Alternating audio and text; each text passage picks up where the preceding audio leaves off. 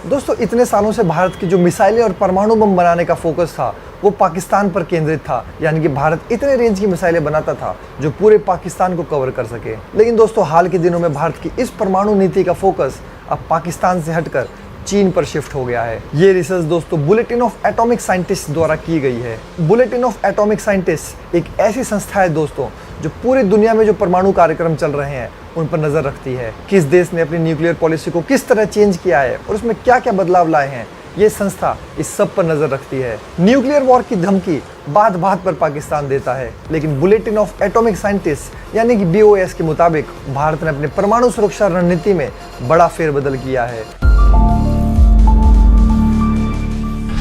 BOAS के द्वारा की गई स्टडी के मुताबिक भारत ने अब अपनी परमाणु रणनीति पाकिस्तान की बजाय चीन पर शिफ्ट कर दी है। इसी के साथ साथ भारत 3 नए एटॉमिक हथियार भी तैयार कर रहा है। इसके साथ साथ दोस्तों भारत 150 से 200 एक्स्ट्रा परमाणु बम बनाने के लिए प्लूटोनियम भी इकट्ठा कर रहा है।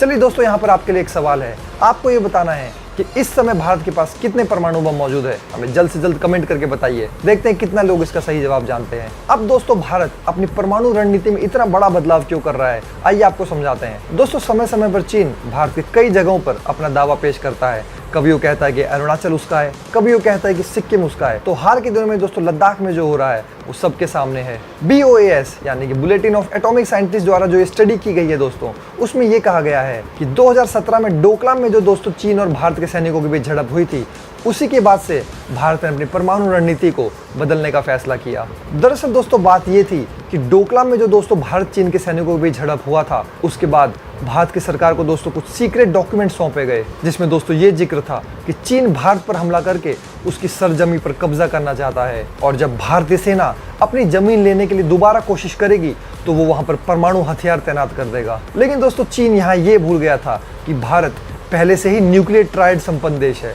न्यूक्लियर ट्रायड मतलब क्या होता है? न्यूक्लियर ट्रायड का दोस्तों मतलब ये हुआ कि भारत आसमान, पानी और जमीन तीनों जगह से परमाणु हमला कर सकता है। भारत के पास ऐसे हथियार मौजूद हैं जो तीनों मोर्चों यानी कि आसमान, पानी और जमीन तीनों जगह से दुनिया के किसी भी देश पर न्यूक्लियर हमला कर सकता है। भारत आसमान से सुखोई, मिराज 2000, जैगवार और राफेल लड़ाकू विमान से परमाणु हमला कर सकता है। वहीं जमीन से भारत अग्नि और पृथ्वी मिसाइल सीरीज से परमाणु अटैक कर सकता है। और दोस्तों अगर समंदर की बात करें तो भारत समंदर से K-15 और K-4 मिसाइलों द्वारा एटॉमिक वॉर कर सकता है। पाकिस्तान दोस्तों एक छोटा देश है और वहां पर हमला करने के लिए लंबी दूरी की मिसाइलों की जरूरत नहीं है, लेकिन दोस्तों चीन एक बहुत ही बड़ा देश है और वहां पर अटैक करने के लिए भारत को बहुत ही ज्यादा रेंज की मिसाइलों की जरूरत है। दिल्ली से चीन की राजधानी बीजिंग की दूरी करीब 4000 किलोमीटर है दोस्तों। ऐसे में अगर दोस्तों दोनों देशों के बीच जंग होती है तो काफी लंबी दूरी की मिसाइलों की जरूरत होगी और इसके लिए भारत के पास अग्नि सीरीज की मिसाइलें मौजूद हैं। इन मिसाइलों में दोस्तों सबसे शक्तिशाली है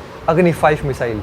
अग्नि 5 मिसाइल दोस्तों 5000 किलोमीटर तक वॉर कर सकती है। अग्नि 5 मिसाइल दोस्तों 5000 किलोमीटर तक निशाना लगा के दुश्मन को खत्म कर सकती है। बुलेटिन ऑफ एटॉमिक साइंटिस्ट ने दोस्तों एक ऐसी बात भी छापी है जिससे चीन को सबसे ज्यादा चिंता में डाल दिया है। रिपोर्ट कहती है कि भारत 3 नए तरह के हथियार बना रहा है और ये जल्द तैयार भी होने वाले हैं। ये ऐसे वेपन होंगे जिसके बारे में दुनिया को कुछ पता नहीं है। चीन को लगता था कि वो भारत के किसी भी कोने में हमला कर सकता है, लेकिन भारत ने भी दोस्तों पिछले कुछ समय में अपनी परमाणु रणनीति में काफी बड़े बदलाव किए हैं और अब उसका पूरा फोकस चीन के ऊपर है।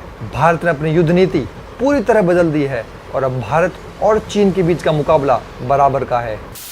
तो दोस्तों आज के इस वीडियो पर हम यहीं विराम लगाते हैं। अगर दोस्तों आपको हमारा काम पसंद आता है तो हमें सपोर्ट करने के लिए लाइक, शेयर और सब्सक्राइब जरूर करें। साथ ही दोस्तों अगर आप किसी पर्टिकुलर टॉपिक पे कोई वीडियो देखना चाहते हैं तो हमें कमेंट करके जरूर बताइए, हम उसे अपने वीडियो में जरूर शामिल करेंगे। मिलते हैं दोस्तों आपसे अगले वीडियो में और भी अधिक इंटरेस्टिंग और रोचक जानकारियाँ लेकर। अपना कीमती समय देने के लिए धन्यवाद।